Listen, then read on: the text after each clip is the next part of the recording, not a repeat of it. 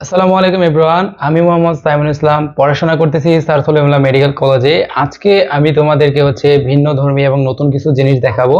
আমরা সব সময় এমসিকিউ সলভ করি, কিন্তু আমরা কখনো হাজারি স্যারের বইয়ের যে বক্স এমসিকিউ গুলো আছে সেগুলোকে সলভ করেছি একসাথে প্লেলিস্ট আকারে। না, অবশ্যই না। আজকে আমি তোমাদেরকে সেইগুলাই দেখাবো। আজকে আমরা শুরু করবো কেমিস্ট্রি প্রথম পত্রের প্রথম চ্যাপ্টার, অর্থাৎ ল্যাবরেটরি যে নিরাপদ ব্যবহার আছে এইটা দিয়ে আমরা একটা ভিডিওতে টোটাল একটা চ্যাপ্টারের যতগুলা এমসিকিউ আছে সবগুলা সলভ করব। তো ভাইরা কথা না বাড়িয়ে শুরু করা যাক। প্রথমে দেখো, 1 নম্বর এমসিকিউ তে বলা হয়েছে যে রাসায়নিক নিক্তিতে সঠিকভাবে ওজন নেওয়া যায় কত পরিমাণ। দেখো ভাইরা, এটা একেবারে মেইন বইয়ের শুরুতেই আছে যে রাসায়নিক নিক্তির কথা বলা আছে। এখানে বলা হয়েছে যে রাসায়নিক নিক্তিতে যে পরিমাণ ভরে পরিমাপ করা যায় তার রেঞ্জটা 0.01 থেকে 0.0001 গ্রাম। দেখো ভাইয়ারা, এখানে কোয়েশ্চেনে বলা হয়েছে নিচে কোনটি পরিমাপ করা যায়, কত পরিমাণ নেওয়া যায়। দেখো, ক নম্বর অপশনে বলা হয়েছে যে 0.1 গ্রাম। কত বলা হয়েছে? 0.1 গ্রাম। খ নম্বরে বলা হয়েছে, দেখো ভাই, এই রেঞ্জটা কি আমাদের 0.01 থেকে 0.0001 গ্রাম এই রেঞ্জে পড়ে? অবশ্যই না। তার মানে এটা কি আনসার হবে না, এটা আনসার হবে না। খ নম্বরে যদি আমরা দেখি, খ নম্বরে বলা হয়েছে যে 0.01। দেখো ভাইয়ারা, এটা কিন্তু আনসার হয়, অ্যাকচুয়ালি এটা আনসার হয়। আবার যদি গ নম্বরে দেখি আমরা, গ নম্বরে 0.001, এটা কিন্তু আমাদের রেঞ্জের মধ্যে পড়ে, তার মানে এটাও আনসার। ঘ নম্বরে যদি দেখি, ঘ নম্বরে বলা হয়েছে 0.0001। অ্যাকচুয়ালি আনসার তিনটাই, অর্থাৎ সঠিকভাবে তিনটা ওজনই পরিমাপ করা যায়। কিন্তু দেখবা তোমরা হাজারি স্যারের বইয়ে যে আনসারটা দেওয়া আছে, আনসারটা দেওয়া আছে ঘ নাম্বার। হাজারি স্যারের বই অনুযায়ী আনসার কি? এটা ঘ নাম্বার। যদি বলা হতো যে ন্যূনতম কতটুকু পরিমাপ করা যায়, তাহলে কিন্তু আনসার হইতো ঘ নাম্বার। তো ভাইয়ারা, আশা করি বুঝতে পারছো যে ভুলটা কোথায়। এরপর পরবর্তীতে আসো, পরবর্তী এমসিকিউতে আসা যাক।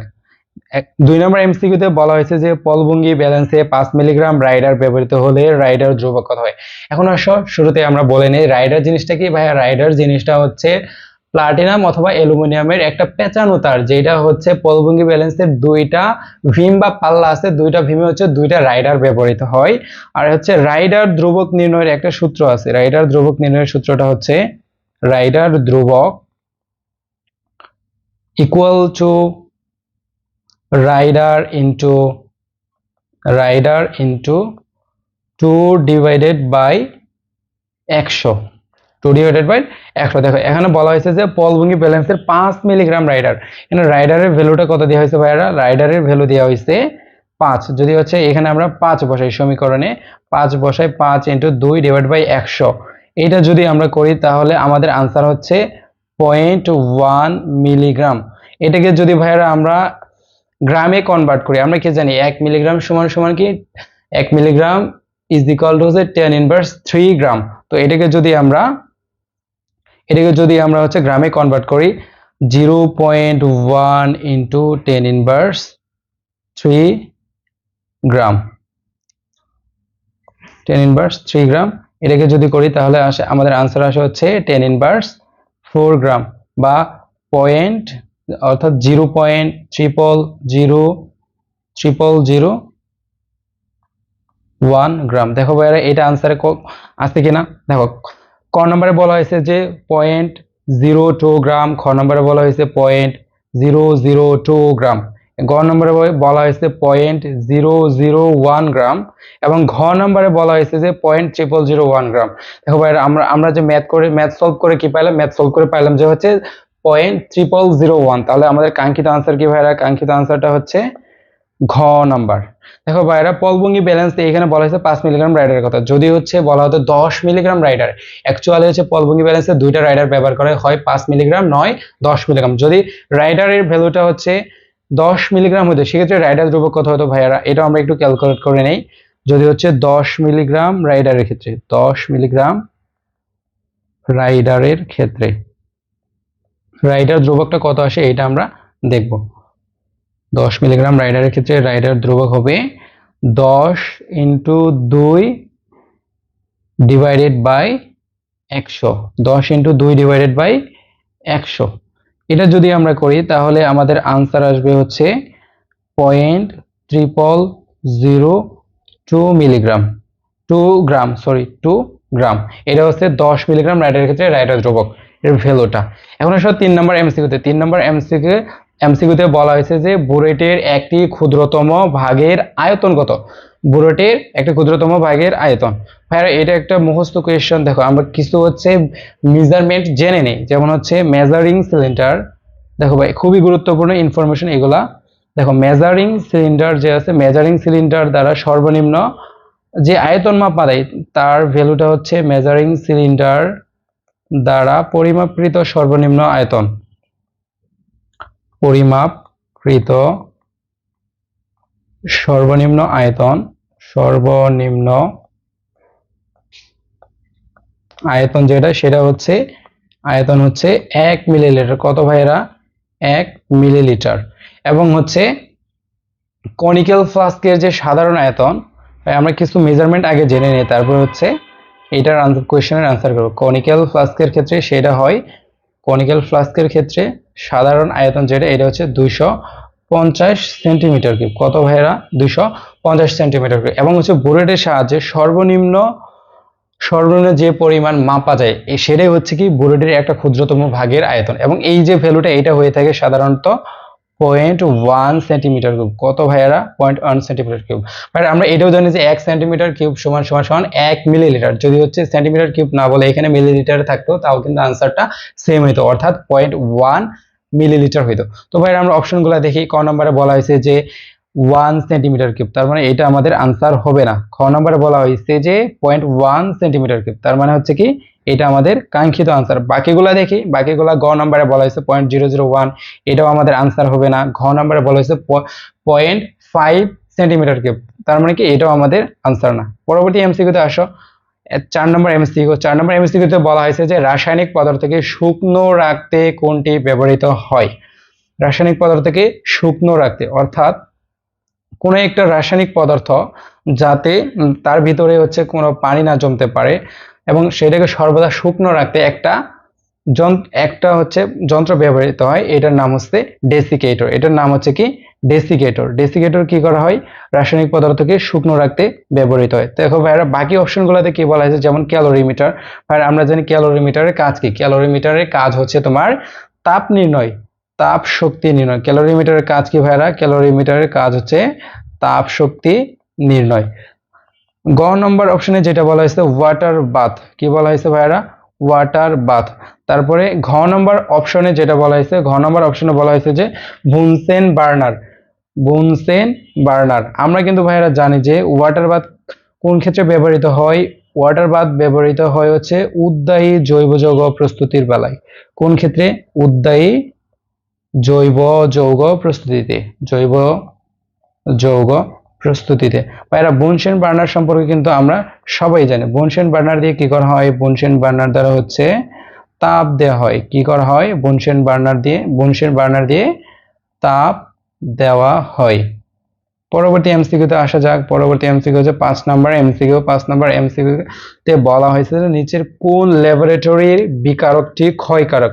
অর্থাৎ কোনো একটা পাত্র বা কোনো একটা জিনিসের উপর যদি তুমি ওই পদার্থটাকে রাখো, সেই পদার্থটা হচ্ছে কি, সেই হচ্ছে বিকারকটা হচ্ছে পদার্থটার ক্ষয় ঘটাবে, অর্থাৎ সেটাকে ক্ষয় করে ফেলবে।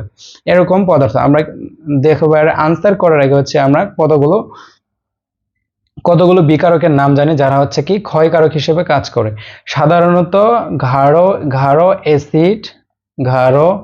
অ্যাসিড এবং ক্ষার হচ্ছে ক্ষয়কারক হিসেবে কাজ করে। ঘাড় অ্যাসিড এবং ক্ষার ক্ষয়কারক হিসেবে কাজ করে। ঘাড় অ্যাসিডের এক্সাম্পল কতগুলো দিতে পারি আমরা ভাইয়ারা?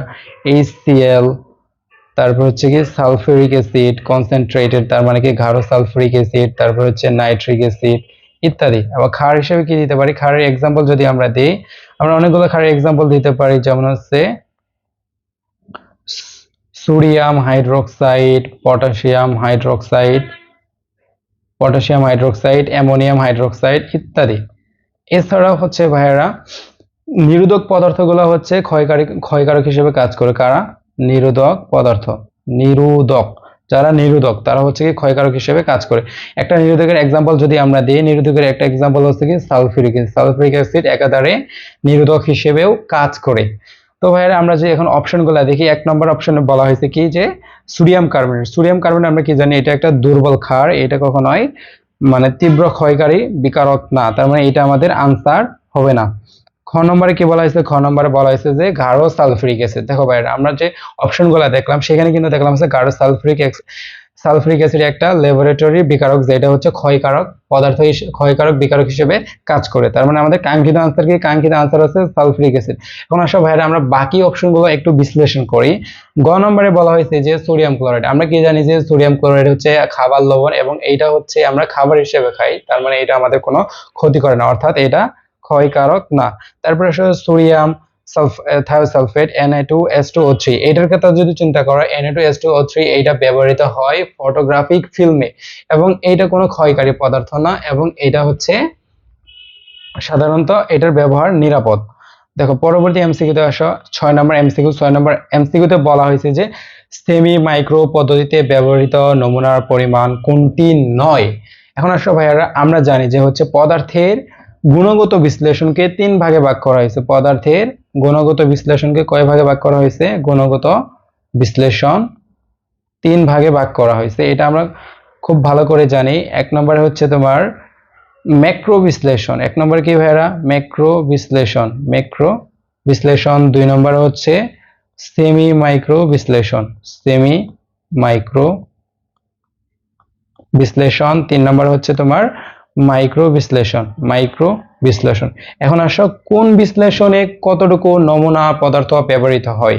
মানে যদি আমরা ব্যবহৃত নমুনা যদি দেখি, ব্যবহৃত নমুনা, তাইলে হচ্ছে দেখবো এটা ভাই আমরা সব মিলিগ্রাম দিয়ে মনে রাখবো, চাইলে হচ্ছে পরবর্তীতে আমাদের সুবিধার্থে আমরা হচ্ছে গ্রামে কনভার্ট করবো, বাট মনে রাখার সুবিধার্থে আমরা এটা মিলিগ্রাম দিয়ে মনে রাখবো। যেমন হচ্ছে ম্যাক্রো বিশ্লেষণ, যেটা ম্যাক্রো বিশ্লেষণে ব্যবহৃত নমুনার পরিমাণটা হয়ে থাকে সাধারণত 500 থেকে 2000 মিলিগ্রাম। এটাকে যদি ভাইয়ারা আমরা গ্রামে কনভার্ট করি তাহলে কত হবে, 0.5 থেকে হচ্ছে 0.5 থেকে 2 গ্রাম। এরপর আসলে সেমি মাইক্রো বিশ্লেষণ পদ্ধতিতে যে নমুনাটা ব্যবহৃত হয় তার ভর অবশ্যই হতে হবে 50 থেকে 200 মিলিগ্রাম। তার মানে কি ভাইয়ারা একটা করে শূন্য কিন্তু কমে যাচ্ছে, আমাদের কয়টা করে, একটা করে শূন্য কিন্তু কমে যাচ্ছে এটা, অর্থাৎ বড় থেকে ছোট হচ্ছে যত একটা করে শূন্য কমে যাচ্ছে। তারপর দেখো মাইক্রো বিশ্লেষণ পদ্ধতিতে ব্যবহৃত নমুনার ভরের পরিমাণ হবে 5 থেকে 20 মিলিগ্রাম, 5 থেকে 20 মিলিগ্রাম।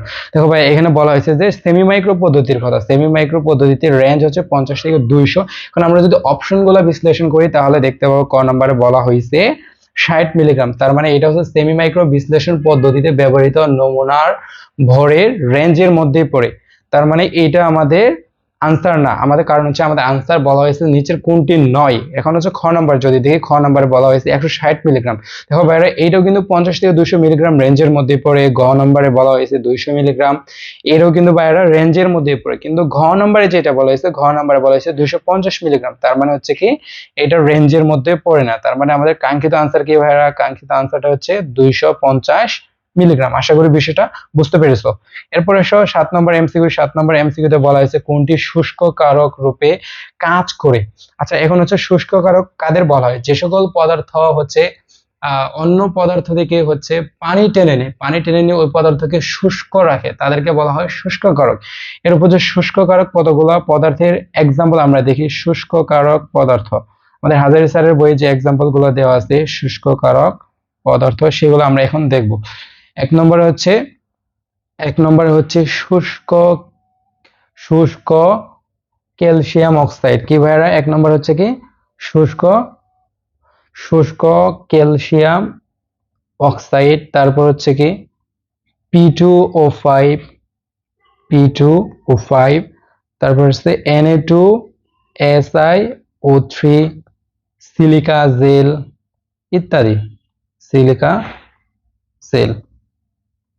ইত্যাদি, আর আরেকটা এক্সাম্পল আছে সেটা হচ্ছে অনার্দ্র জিঙ্ক ক্লোরাইড। ভাইয়ারা এখন হচ্ছে আমরা অপশন চেক করি। ক নম্বরে বলা হয়েছে N2O5। দেখো ভাইয়ারা N2O5 কি আমাদের হচ্ছে এই যে শুষ্ককারক পদার্থের যে আমরা যে কয়েকটা পদার্থ দেখলাম এখানে আছে না, তার মানে কি এটা আমাদের আনসার হবে না, এটা আমাদের কাঙ্ক্ষিত আনসার না। গ নম্বরে দেখো, গ নম্বরে বলা হয়েছে Cl2O5, ভাই এটাও কিন্তু হচ্ছে শুষ্ককারক পদার্থ নয়, তার মানে কি এটা আমাদের আনসার না। তারপরে খ নম্বর বলা হয়েছে P2O5। দেখো ভাই এটা কিন্তু আমরা দেখলাম কিছুক্ষণ আগে শুষ্ককারক পদার্থের একটা লিস্ট দেখলাম, সেই লিস্টে কিন্তু P2O5 আছে, তার মানে আমাদের কাঙ্ক্ষিত আনসার কি? কাঙ্ক্ষিত আনসার হচ্ছে খ নম্বর অর্থাৎ P2O5। আর ঘ নম্বরে বলা হয়েছে B2O5 ভ্যানাডিয়াম পেন্টাঅক্সাইড, এটাও কিন্তু আমাদের কাঙ্ক্ষিত আনসার না। পরবর্তী এমসিকিউতে আসো 8 নম্বর এমসিকিউ। 8 নম্বর এমসিকিউতে বলা হয়েছে যে বুলেট পরিষ্কার করতে কোন পরিষ্কারকটি ব্যবহৃত হয়? আচ্ছা ভাইরা দেখো, বুলেট বুলেট পরিষ্কারের কথা বলা হয়েছে, এখানে হচ্ছে 4টা অপশন আছে। ক নম্বর অপশনে বলা হয়েছে যে ডিটারজেন্ট। ডিটারজেন্টও কিন্তু একটা গ্লাস সামগ্রীর পরিষ্কারক, গ্লাস সামগ্রীর পরিষ্কারক হিসেবে ব্যবহৃত হয়, বাট হচ্ছে ডিটারজেন্টটা যখন হচ্ছে ডিটারজেন্ট ব্যবহার করা হয় তখন হচ্ছে গ্লাস সামগ্রী হচ্ছে ব্রাশ দিয়ে ঘষে ঘষে পরিষ্কার করা হয়, তাই হচ্ছে এটা আমাদের কাঙ্ক্ষিত আনসার না। খ নম্বরে বলা হয়েছে সোডিয়াম কার্বনেট দ্রবণ। অ্যাকচুয়ালি সোডিয়াম কার্বনেট দ্রবণ না, সোডিয়াম কার্বনেটের 10% যে দ্রবণ আছে অর্থাৎ ডেসিমোলার দ্রবণটা হচ্ছে অর্থাৎ গ্লাস সামগ্রী পরিষ্কার করতে ব্যবহৃত হয়, তার মানে এটাও আমাদের আনসার হবে না। এরপর বলা হয়েছে সোডিয়াম হাইড্রোক্সাইড। দেখো ভাইরা, সোডিয়াম হাইড্রোক্সাইড আমরা জানি একটা তীব্র ক্ষার। সোডিয়াম হাইড্রোক্সাইড কি? একটা তীব্র ক্ষার। এটা হচ্ছে কাচের সাথে বিক্রিয়া করে তীব্র ক্ষার, এটা হচ্ছে কাঁচকে অমসৃণ করে, কি করে? কাঁচকে অমসৃণ করে দেই, অমসৃণ করে, কাঁচকে কি করে? অমসৃণ করে। আর বাকি থাকলো কি ভাইয়া? Chromic acid.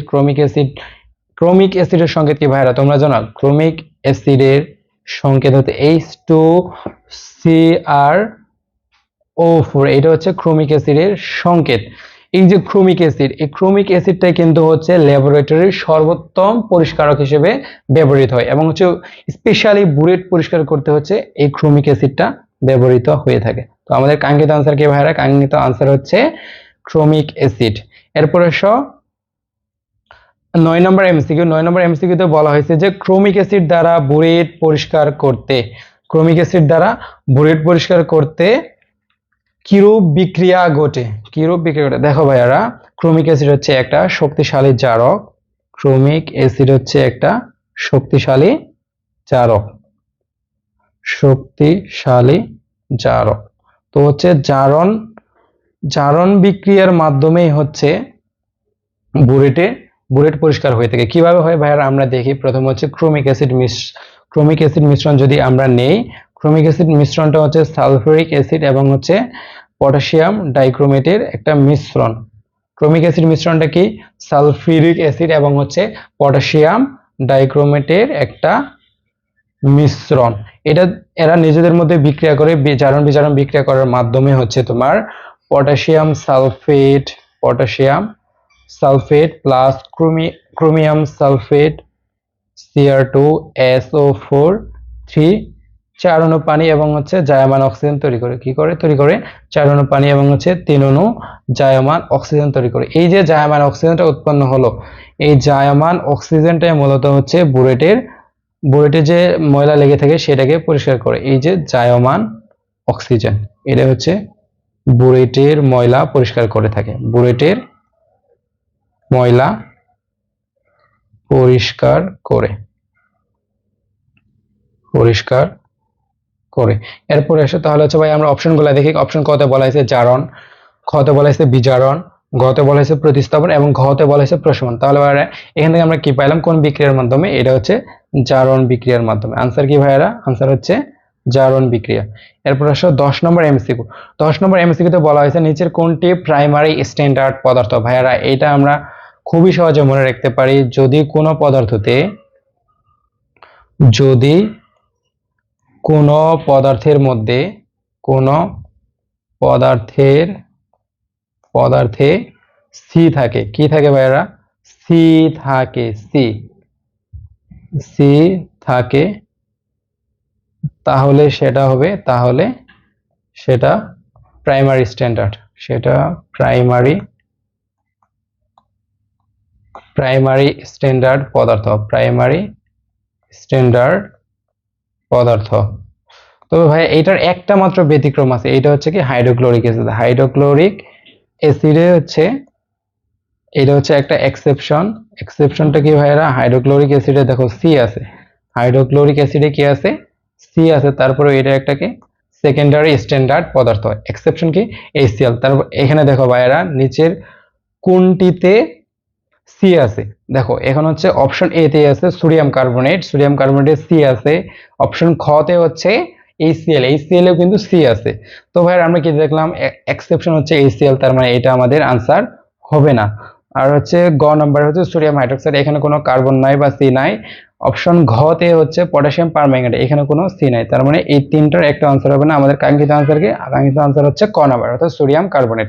এরপর 11 নম্বর এমসিকিউ। 11 নম্বর এমসিকিউতে বলা হয়েছে যে 0.1 মোলার দ্রবণ থেকে নির্দিষ্ট আয়তনের 0.01 মোলার দ্রবণ তৈরিতে নিচের কোন সেটটি ব্যবহারের সবচেয়ে বেশি উপযোগী। দেখো ভাইয়ারা এক্ষেত্রে একটা জিনিস খেয়াল রাখো, বলা হয়েছে যে প্রথম দ্রবণের ঘনমাত্রা যদি আমরা দেখি সেটা হচ্ছে 0.1 মোলার ঘনমাত্রা। কত, ঘনমাত্রাটা কিন্তু ফিক্সড, তারপর হচ্ছে আয়তনটাও কিন্তু সেক্ষেত্রে ফিক্সড। তারপরে বলা হয়েছে যে 0.01 মোলার, তার মানে কি দ্রবণটাকে লঘুকরণ করা হয়েছে। যত দ্রবণটাকে লঘুকরণ করা হয়েছে তার মানে হচ্ছে অবশ্যই আয়তনের পরিবর্তন ঘটেছে। এখন আসলে ভাইরা কোন সেটটা বেশি উপযুক্ত হবে এটা আমরা একটু যাচাই করে নিই। দেখো এখন হচ্ছে এটা যাচাই করার আগে হচ্ছে আমরা কিছু হচ্ছে পরিমাপক গ্লাস সামগ্রীর হচ্ছে ব্যবহার দেখব। যেমন হচ্ছে মেজারিং ফ্লাস্কের ব্যবহার যদি আমরা দেখি, মেজারিং ফ্লাস্ক ভাইরা দেখো এখানে যেহেতু ঘনমাত্রা আমাদের জানা আছে, দেখো প্রথম দিকে ঘনমাত্রা 0.1 এবং পরবর্তীতে ঘনমাত্রা হচ্ছে কি 0.01, তার মানে এই ঘনমাত্রাটা হচ্ছে কি প্রমাণ ঘনমাত্রা। এই ঘনমাত্রাটা কি ভাইরা, ঘনমাত্রাটা হচ্ছে আমাদের প্রমাণ ঘনমাত্রা। মেজারিং ফ্লাস্কের ব্যবহার যদি দেখি আমরা, তাহলে হচ্ছে নির্দিষ্ট আয়তনের প্রমাণ দ্রবণ তৈরিতে ব্যবহৃত হয়। কি করতে, নির্দিষ্ট আয়তনের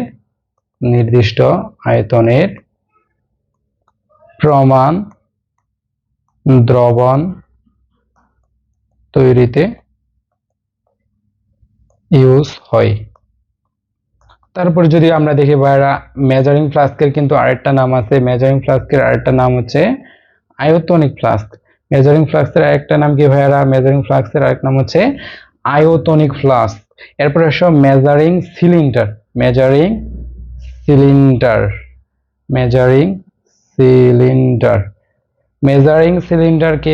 সিলিন্ডারের কাজ হচ্ছে নির্দিষ্ট আয়তনের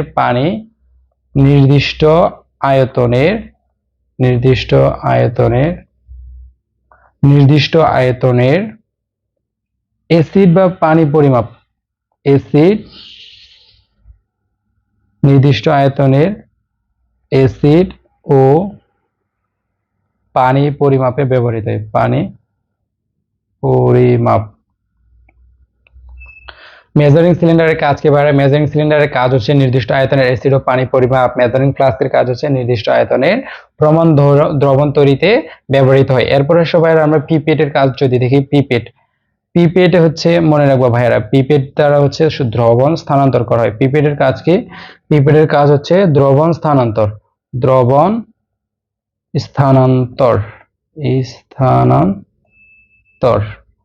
তারপর আসো বুরেট ভাইরা, বুরেটের একটাই কাজ, সেটা ব্যবহৃত হচ্ছে তোমার টাইট্রেশন কাজে। কোথায় ব্যবহৃত হয়, টাইট্রেশনে ইউজ হয়। কোথায় ইউজ হয়, টাইট্রেশনে। দেখো ভাইয়ারা এখন হচ্ছে আমরা কি বললাম, এই যে একটা প্রমাণ দ্রবণ তৈরি করছে, তার মানে কি আমাদের অবশ্যই মেজারিং ফ্লাস্ক বা আয়তনিক ফ্লাস্ক লাগবে, যেহেতু প্রমাণ দ্রবণ তৈরি করতে। তারপর হচ্ছে প্রমাণ দ্রবণ তৈরি করতে যখন আমাদের হচ্ছে আয়তনটা চেঞ্জ হচ্ছে, এখন হচ্ছে আয়তন চেঞ্জ হওয়ার সময় আমাদের একটা নির্দিষ্ট পরিমাণ পানি অ্যাড করতে হচ্ছে, তার মানে হচ্ছে কি আমাদের মেজারিং সিলিন্ডারও লাগবে। তো হচ্ছে ভাইয়ারা আমরা অপশনে খুঁজি কোথায় হচ্ছে আয়তনিক ফ্লাস্ক এবং হচ্ছে বা মেজারিং সিলিন্ডার আছে। তো ভাইরা ক নম্বর অপশনে বলা হয়েছে পিপেট ও বিকার, তার মানে এটা আমাদের আনসার হবে না।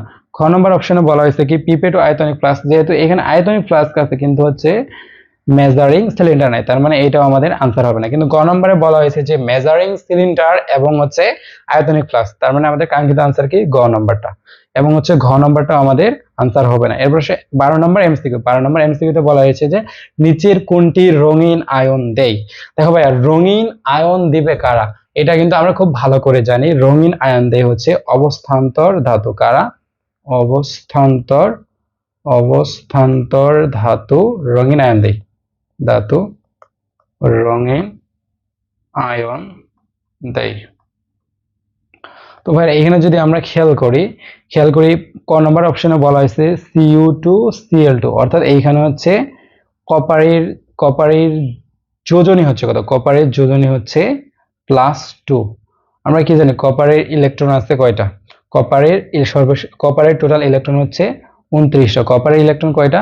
29টা। যখন সে হচ্ছে 2টা ইলেকট্রন ত্যাগ করে তখন তার ইলেকট্রন থাকে হচ্ছে -2 ইলেকট্রন। যদি আমরা লিখি তাহলে তখন তার ইলেকট্রন হয় 27টা ইলেকট্রন। কয়টা? 27টা। এটা তখন যদি আমরা হচ্ছে ইলেকট্রনের কনফিগারেশন করি তখন দেখবো যে আমরা 3d তে কপারে 9টা ইলেকট্রন আছে। কয়টা? 9টা ইলেকট্রন। অর্থাৎ এটা একটা কি অবস্থান্তর ধাতু। তার মানে কি এটা রঙিন আয়ন দেয়। এখন আসো ভাইরা আমরা সরি এটা একটু ভুল হয়ে গেছে। Cu2Cl2 এর ক্ষেত্রে যদি আমরা দেখি এখানে হচ্ছে কপারের জারণ মান 2, আর এখানে যদি আমরা একটু খেয়াল করি এখানে 3d তে হচ্ছে 10টা ইলেকট্রন থাকবে। 3d তে হচ্ছে কয়টা ইলেকট্রন থাকবে ভাইরা? 3d তে ইলেকট্রন থাকবে, আচ্ছা 1 মিনিট, এটাকে একটু আমরা ভালো করে দেখি। Cu2Cl2 Cu2 যৌগটা হচ্ছে কি ভাইরা? যৌগটা হচ্ছে Cu2Cl2। এখানে যদি ভাইরা আমরা কাটাকাটি করি তাহলে কি আসে? কাটাকাটি করলে আসবে হচ্ছে আমাদের CuCl, অর্থাৎ এইখানে হচ্ছে কপারের যোজনী হচ্ছে +1। কপারের যোজনী হচ্ছে কত? +1। এর আগে আমরা একটু ভুল করে ফেলছি, দুঃখিত ভাইয়ারা। এখন দেখো এখানে যোজনী হচ্ছে কত? যোজনী হচ্ছে +1। এখন হচ্ছে যদি +1 অবস্থায় যদি আমরা কপারের ইলেকট্রন বিন্যাস করি তাহলে খেয়াল করবে যে ইলেকট্রন বিন্যাসে 3d তে 10টা ইলেকট্রন থাকে। ইলেকট্রন বিন্যাসে 3d 10 থাকে। আর হচ্ছে আমরা কি জানি কি ভাইরা, যদি হচ্ছে কোনো একটা ডি ব্লক মৌলের সুস্থিত আয়নের ইলেকট্রন বিন্যাসে ডি অরবিটাল পূর্ণ থাকে তাহলে সেটা কি নয়? তাহলে সেটা হচ্ছে অবস্থান্তর ধাতু নয়। আর অবস্থান্তর ধাতু না হলে সেটা কি হবে না? রঙিন আয়ন দিবে না। তার মানে হচ্ছে Cu2Cl2 রঙিন আয়ন দেয় না। তার মানে এটা ক্রস, এটা আমাদের আনসার হবে না। তারপর আসো খ নম্বরে বলা হয়েছে কি কোবাল্ট ক্লোরাইড। এখন আসো ভাইয়ারা আমরা কি জানি কোবাল্টের সর্বোচ্চ শক্তি স্তরে ইলেকট্রন আছে কয়টা ভাইরা? কোবাল্টের সর্বোচ্চ শক্তি স্তরে ইলেকট্রন আছে হচ্ছে 27টা। 27টা ইলেকট্রন আছে। তো ভাইরা এটা যখন হচ্ছে কোবাল্ট ক্লোরাইড গঠনকালে হচ্ছে এখানে +2 যোজনী হচ্ছে যখন সে 2টা ইলেকট্রন ত্যাগ করার পরে হচ্ছে তার সর্বোচ্চ শক্তি স্তরে 25টা ইলেকট্রন থাকে এবং সেই অবস্থায় তার হচ্ছে ডি অরবিটাল কিন্তু অপূর্ণ থাকে। তার মানে কি 1 থেকে 9 অবস্থায় থাকে। তার মানে এটা একটা অবস্থান্তর ধাতু। সো এটা কি করবে? রঙিন আয়ন দিবে। তারপর আসো স্ক্যান্ডিয়াম ক্লোরাইডে। এখানে হচ্ছে স্ক্যান্ডিয়ামের যোজনী +3। এখানে যদি আমরা খেয়াল করি স্ক্যান্ডিয়ামের টোটাল ইলেকট্রন থাকে হচ্ছে 21টা। এখানে যদি 3টা ইলেকট্রন সে ত্যাগ করে তাহলে তার হচ্ছে টোটাল 18টা ইলেকট্রন থাকে এবং সেক্ষেত্রে হচ্ছে ডি তে কোনো ইলেকট্রনই থাকে না। তার মানে কি এটা একটা অবস্থান্তর ধাতু নয় এবং সে হচ্ছে রঙিন আয়ন দিবে না। আর হচ্ছে ঘ হচ্ছে ম্যাগনেসিয়াম ক্লোরাইড বলা হয়েছে। দেখো ম্যাগনেসিয়াম ক্লোরাইডে হচ্ছে মাত্র হচ্ছে ম্যাগনেসিয়ামের যোজনী অবস্থা হচ্ছে 2 এবং সে 2টা ইলেকট্রন ত্যাগ করার পর হচ্ছে তার সর্বোচ্চ শক্তি স্তরে ডি তে কোনো ইলেকট্রনই থাকে না, যার জন্য এটা হচ্ছে কি রঙিন আয়ন দেবে না, কারণ হচ্ছে এটা একটা অবস্থান্তর ধাতু নয়। এরপর আসো 13 নম্বর এমসিকিউতে বলা হয়েছে যে ল্যাবরেটরিতে কাচের যন্ত্রপাতি পরিষ্কারে ব্যবহৃত হয় নিচের কোনটি? দেখো ভাই আমরা জানি হচ্ছে ল্যাবরেটরিতে কাচের যন্ত্রপাতি পরিষ্কারক হিসেবে সর্বোত্তম পরিষ্কারক হচ্ছে ক্রোমিক অ্যাসিড মিশ্রণ। আর হচ্ছে ক্রোমিক অ্যাসিড মিশ্রণের দুইটা উপাদান হচ্ছে সালফিউরিক অ্যাসিড এবং পটাশিয়াম ডাইক্লোরাইড। অপশন এ কে বলা হয়েছে সালফিউরিক অ্যাসিড। তার মানে হচ্ছে কি এটা হচ্ছে পরিষ্কারক হিসেবে ব্যবহৃত হয়। অপশন 2 এ বলা হয়েছে পটাশিয়াম ডাইক্রোমেট, এইটাও ব্যবহৃত হয়। অপশন 3 এ বলা হয়েছে যে ক্লোরোফর্ম CHCl3, এটা কিন্তু হবে না, কারণ কি এটা একটা বিষাক্ত বিকারক। এটা হচ্ছে কাচের যন্ত্রপাতি পরিষ্কারকরণে ব্যবহৃত হয় না। তার মানে আমাদের কাঙ্ক্ষিত আনসার কি? কাঙ্ক্ষিত আনসার হচ্ছে ক নম্বর, যেখানে বলা হয়েছে 1 ও 2। 14 নম্বর এমসিকিউতে আসা যাক। 14 নম্বর এমসিকিউ এটা হচ্ছে আমাদের এই চ্যাপ্টারের সর্বশেষ বক্স এমসিকিউ। এই এমসিকিউতে বলা হয়েছে দ্রাবক রূপে CHCl3 অর্থাৎ ক্লোরোফর্মের পরিবর্তে নিচের কোনটি ব্যবহৃত হয়? ভাইয়া আমরা জানি যে হচ্ছে ক্লোরোফর্ম একটা ক্ষতিকর পদার্থ। তো এর পরিবর্তে আমরা এমন একটা বিকারক ব্যবহার করব যেটা হচ্ছে সাধারণত কম ক্ষতিকর বা ক্ষতি করে না। তো CCl3 এর পরিবর্তে কি ব্যবহৃত হয় ভাইরা? CCl3 এর পরিবর্তে ব্যবহৃত হচ্ছে CCl3 এর পরিবর্তে ব্যবহৃত হচ্ছে আমাদের হেক্সেন। কি ব্যবহৃত হয়? Hexane C6H14। এখন আসো ভাইয়েরা আমরা খুঁজে দেখি কোন কোন অপশনে হচ্ছে হেক্সেনের কথা বলা আছে। দেখো ভাইয়েরা অপশন কত বলা হয়েছে CCl4, তার মানে এটা আমাদের কাঙ্ক্ষিত আনসার না। খ নম্বরে বলা হয়েছে হেক্সেন, তার মানে আমাদের কাঙ্ক্ষিত আনসার কি? কাঙ্ক্ষিত আনসার হচ্ছে খ নাম্বারটা। বাকি অপশনগুলো আমরা চেক করি। গ নম্বরে বলা হয়েছে বেনজিন, না এটাও আমাদের আনসার হবে না। ঘ নম্বরে বলা হয়েছে জাইলিন, এটাও আমাদের কাঙ্ক্ষিত আনসার হবে না। আশা করি ভাইয়ারা বিষয়গুলো এমসিকিউ গুলা খুব সুন্দরভাবে বুঝতে পারছো। আজকের ভিডিও এখানেই শেষ হবে। পরবর্তী ভিডিওতে দেখা হচ্ছে তোমাদের সাথে গুণগত রসায়নের বক্স এমসিকিউ গুলা নিয়ে। ধন্যবাদ সকলকে এতক্ষণ সাথে থাকার জন্য। আসসালামু আলাইকুম।